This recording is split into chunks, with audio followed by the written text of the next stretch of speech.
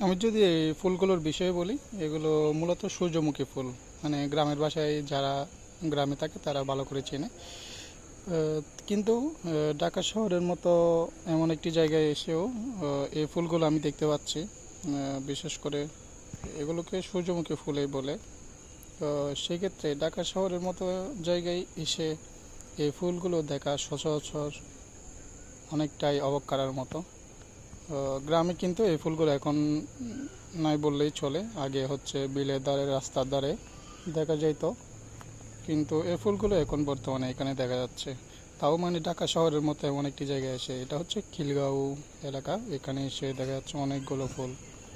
এই দেখতেছেন, এগুলো সূর্যমুখী ফুলেই, মানে দেখতে অনেকটাই সূর্যমুখী ফুলের মতো।